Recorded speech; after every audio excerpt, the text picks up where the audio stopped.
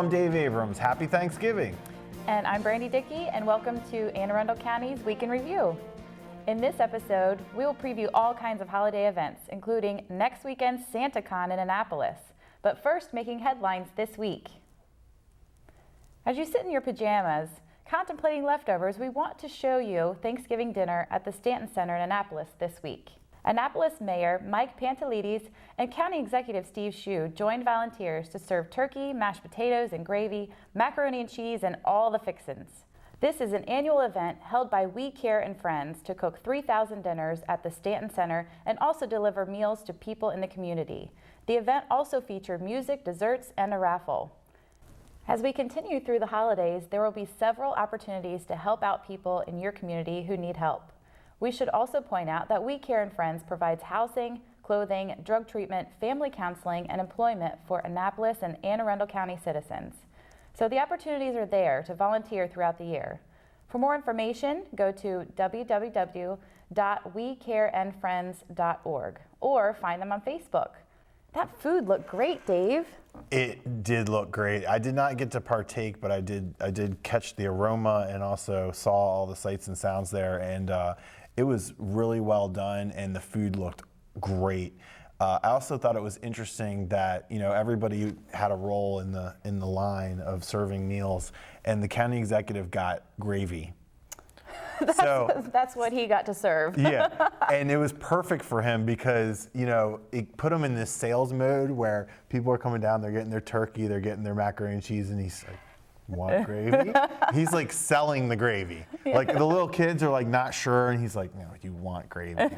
I can see him talking him into that, and any gravy. Yeah, it was a very nice event, and I should mention, by the way, welcome to the show. Thank you for hosting today. Much. Thank you for asking me. Brandy, of course, handles all of the media for the Department of Aging and Disabilities. And this is your first time hosting? It's my very first time. Oh, wow. You can't even tell, right, folks? Can't even tell. I have a good teacher. No, but make sure, when you're seeing the information coming out about aging and disabilities, that's Brandy providing that information for you. So we're glad to have her on the show. And, back to Thanksgiving for a second. What Thanksgiving is complete without a turkey bowl? Some might say that yesterday's pro game featuring the Cowboys fit that bill. Not that I would criticize the Cowboys, but the real must-see game is tonight. That's right, Brandy. High school football is really heating up, and last week, the Broadneck High Bruins, stunned powerhouse Old Mill to become the only county high school remaining in the hunt for a state championship. Now, last week's game was actually decided by the first play of the game, when Keontae Coates took the opening kickoff 99 yards to the house. We talked with Bruins coach Rob Harris and Coates about the win and tonight's game against Howard High School in Ellicott City. Yeah, we were really excited about having the opportunity to play Old Mill again. We've said many times that to advance to the next round of the playoffs, you have to go through Old Mill. So they've been consistently a big-time winner. And defensively, we had a tremendous performance. Our kids are really ready to go and prepared by Coach Wolfarth, and they did a great job. So we're excited about how we performed. I thought it was going to be an original play, get a couple yards, get tackled, let our offense come in. But then when I saw a couple more blocks come in through, and I started cutting past through them, when I saw green, I just started feeling great. He's a really talented kid, and he's going to be a very, very good player for us. Actually, he's already a very good player for us. His opportunities, we have some other kids that return the ball a little bit more frequently, but we knew that when given the chance, he'd make a play, and he did. I'm going to do my best to still be part of the team, stay behind the defense, offense, and just be a big part of the team. Well, impressive job by Broadneck, Brandy. I mean, can you believe the first play of the game, the kid takes it all the way? He's a sophomore. I mean, he, as the coach mentioned, he probably touched the ball 3 or 4 times this year. I can't imagine. And he has to be biggest play of the year. Excited, and the team members have to be excited for him as well. Yeah, and they're excited because, when you have young players like that, it means things are going to go well in the future. And we certainly wish the best of luck to Broadneck tonight. Be sure to cheer them on. I know a couple people who are going to the game. Now, last week you had Chesapeake High advancing to the playoffs for the first time in their history. But they lost their game. So it's all up to Broadneck to bring home a trophy for Anne Arundel County. So Football. Let's talk football for a second here. The Ravens. Oh, How's we it have going? to talk about the Ravens. How's it going? It is pretty terrible this year. I'm trying to figure out, who's got it worse right now. Is it the Redskin fans or the Ravens fans? And I'm not sure. You're it's the close. Redskins fan, right? Yeah. Oh, I would say I'm sorry, but I'm a Ravens fan, and both of us Welcome just to my aren't life. doing that okay? well this year. You guys have had it good for a long time now, and now you get to see what it feels like. Yes, but hopefully next year we'll get a good draft pick. Kind of banking on that. Yeah, hopefully. you better. Yes. Yeah. And what is that? Oh, maybe you can get the quarterback from Navy. Well, we're going to need a new This guy's quarterback great. since He Joe might. Flacco's I know. You maybe you can get this gone. guy from Navy. That might work out really well for the Ravens. Hey, we could try it Hey, out. Ozzie Newsome, you heard it here first. You got to draft the kid from Navy whose name is escaping me right now, so that's embarrassing. But see, there's hope. There is hope. We'll see There at the is end of hope. the year. We'll come back and we'll see, who did worse. Not who did better, who did worse. Or if it is worse, we just won't talk about it. Or we'll just, forget about it. Just 1 month ago, we showed you a historic heroin bust by county police that netted more than $1 million in illegal drugs, weapons, and property, as well as the arrest of 7 people. But the alleged ringleader of the group remained at large. Well, this week, U.S. Marshals, with assistance from Anne Arundel County Police, captured 40-year-old Andre Fernandez of Arnold. He will be returned here to face drug conspiracy charges. Here is what Police Chief Tim Altamari had to say after the original arrests. What you see here is a commitment to go after the big fish. We've been talking about looking for the big fish. This is a big fish. This impacts the heroin trade in Anne Arundel County markedly, at least for a short period of time. Congratulations, guys. You got the big fish. Great job by Anne Arundel County Police Department. I know. So do you remember, a month ago, we had this big press conference, it was a historic bust. Which is amazing. And it was amazing. But you see these mug shots up on the wall, and the guy on top is the one that we don't have.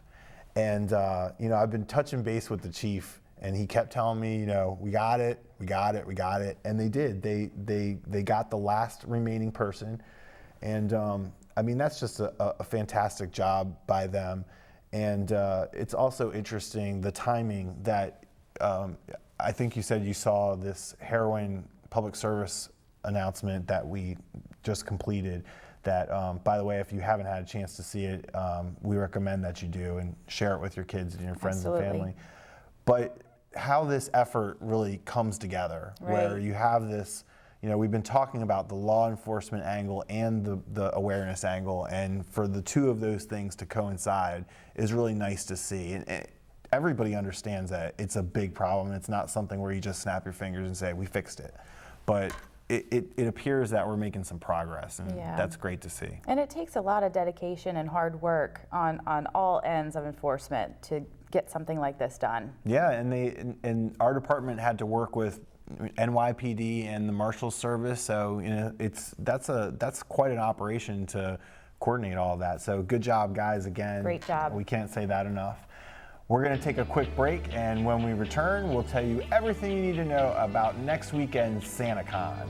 Take a look at the community calendar for events happening around town, and we'll be right back.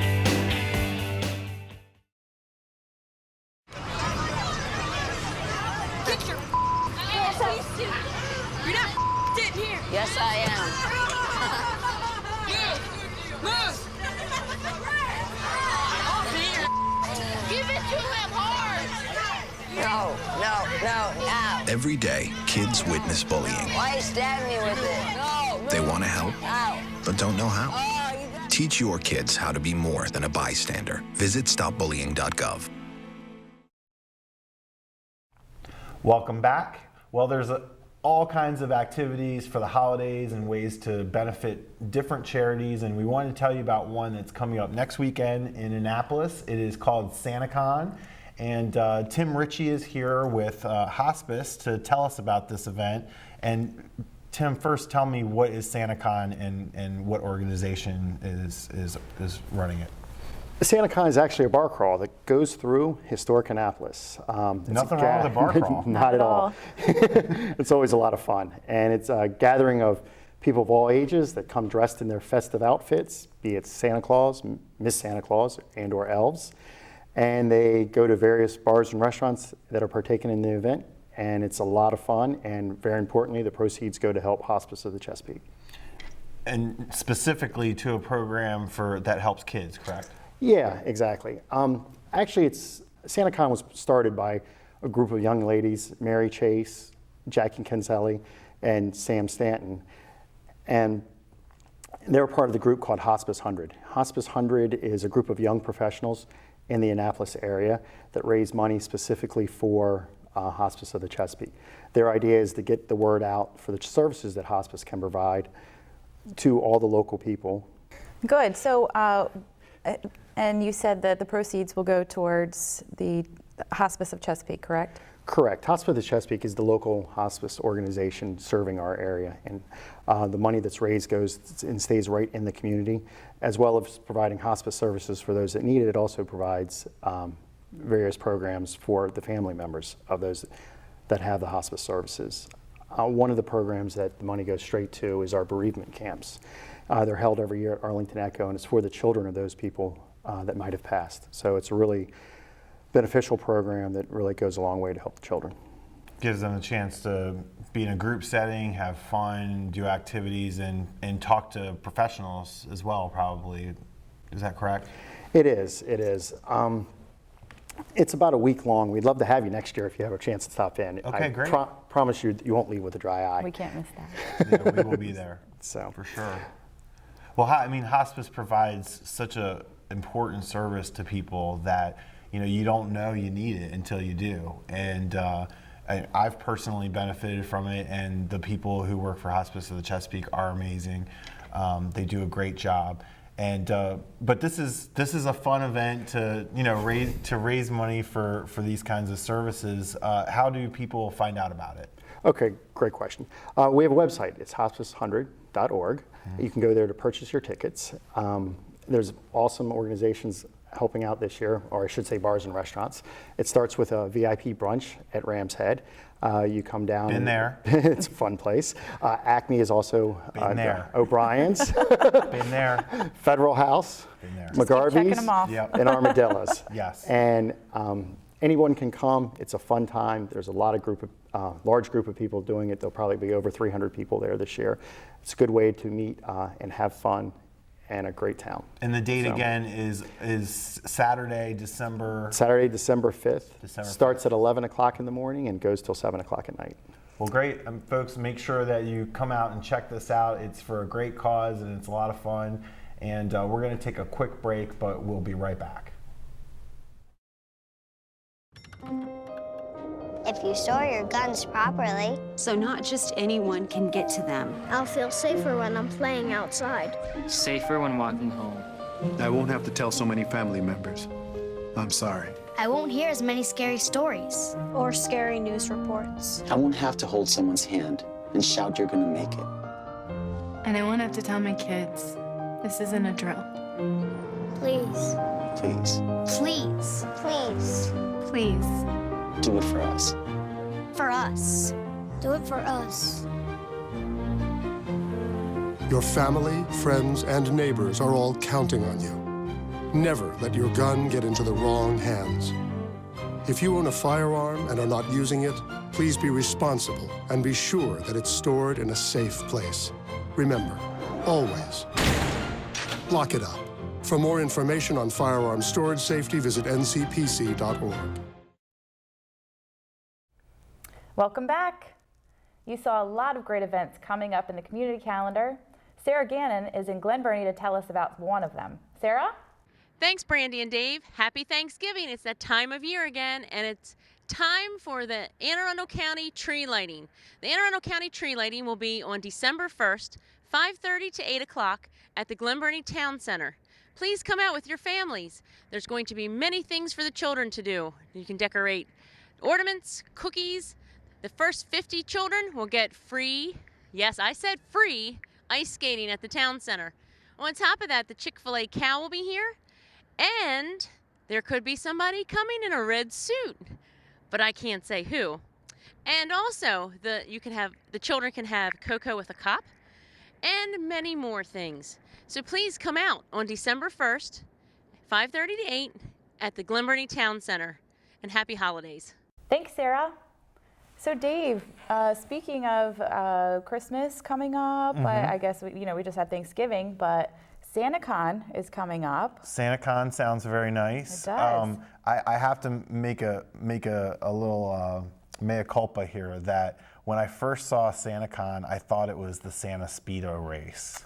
Okay, Have but you it's different. seen this, the Santa Speedo race? I did see a little YouTube video of it, and it looked like Santa was getting ready to work out and get some of his Christmas Santa presents was out. freezing his extremities off. He was a little showing a little skin, I guess you could say. Yeah, but I mean, Santa's going to be everywhere because we were talking to Tim off camera about SantaCon, and I mean, the sheer number of people that participate in these events and everybody's wearing a Santa hat, it's just something to see visually all those Santa hats in one place. In New York City, you could have 100,000 people. Our events will be a little smaller than that, but it's always a lot of fun, and people have fun with it. I won't be personally running around in a Speedo I don't think I could do many it either. reasons, including it's cold. just too cold. It's very cold. I mean, I would need a lot of hot chocolate, if you know what I mean. I think I do want one of those necklaces I saw that had Christmas lights lighting up. Oh That yes, would have been got to pretty get one of cool. those. Well, let's talk about Thanksgiving for a second because everybody's watching the show right now on their tablet or something. They got their slippers on, maybe thinking about microwaving some turkey, Some leftovers. Some leftovers. What are your favorite Thanksgiving items for the food? Well, Because we're all about food here. I think my favorite is mashed potatoes. I agree. Mashed potatoes has to be the number one, and that's what I always go for seconds for. You're right. Yep. I think, and as I mentioned, gravy. Yes. The Well, mashed that's a potatoes and the staple with it. gravy to me is more important than the turkey because you can have chicken or you can have ham. The spiraled ham Yes. is really good. With the pineapple on it? Yes. Pineapple is the best on it. Yes, indeed. But I mean, I could literally just have some mashed potatoes and gravy, and I mean, it wouldn't be Call it a as day. good. But yeah, I would be very happy with just that. Yes. What about dessert? Dessert, yeah. So, not a big pumpkin pie fan. No? Nope. Ah, No. I can't believe it. It's That's kind one of the you got to best. do it. Yeah. But a friend of mine is making pumpkin pie cheesecake. Ooh. So That sounds delicious. I'm kind of looking forward to that. That sounds delicious. I think you can bring me some next week. Maybe. To work. Okay. Maybe. Okay. We'll watch the show afterward and see how you did. Okay. What about you? What is your favorite dessert for Thanksgiving? I really like the pumpkin pie. Really? But I'm from Ohio, and have you heard of old-fashioned sugar cream pie? No. A lot of people haven't around here, but it What is was that? one of the staples. I think it's just a lot of heavy cream and sugar and just Sounds perfect. delicious goodness. I don't know what else So would be better than that. Take your pie mold and pour in heavy cream and Yep. then dump 2-3 cups of sugar on it. Yep. Throw it in the oven. Yep. Oh, sounds Yes. fantastic. Yes. Delicious. Wow, wow. They know how to do it in Ohio. Yes. For real. Yes. So, Ohio. So, are you a big LeBron James fan? I am. Really? Yes, I do follow him. Okay, that's okay. Kind of watched him grow up, kind of watched him thrive, and now it's just kind of a proud feeling. Are you knowing from he's like the Ohio. Akron No, area? a little bit more western. Okay. Western area, but anybody from Ohio, you just kind of live and die. Yeah, as a Buckeye. I've had oh, Buckeyes. You shouldn't have brought that up. Wow, wow. But I've had like a up and down relationship with LeBron James. You know, when he was a young kid in high school, obviously amazing player, and you just watch from afar and go, this kid's going to be amazing. Then he goes to Cleveland. At the time, our local team, the Washington Wizards now, was awful, just god awful at the time. And so they would get just crushed by LeBron James. Then they kind of started to ascend a little bit, and there actually became a little bit of a rivalry there. And I grew to really detest LeBron James. Then he went to Miami, and I'm like, okay, he's in Miami. Technically, they're in our division, but it wasn't really the same kind of deal. And now he's back. And the Wizards are a totally different team now, and they're very good. So they're going to have to go through Cleveland, and it's going to be hard for me to. I can't root for LeBron this year. I'm sorry. Wow, that's all right. But we'll see. LeBron will probably get the last laugh there. Probably. Well, that wraps up this week's edition of Week in Review. You can watch this episode and archive episodes online anytime on Facebook, YouTube, or Google Plus by simply searching Arundel TV. Please tune in again next week for more highlights and news from around the county, and we'll see you next time.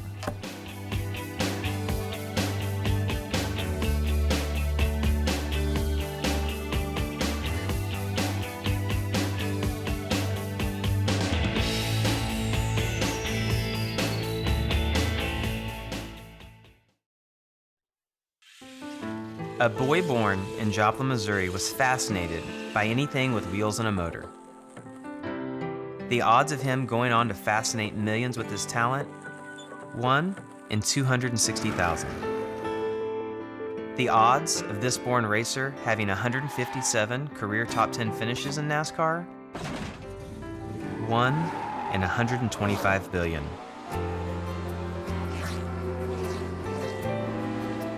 The odds of him winning both the Daytona 500 and the Brickyard 400 in the same year? 1 in 195 million.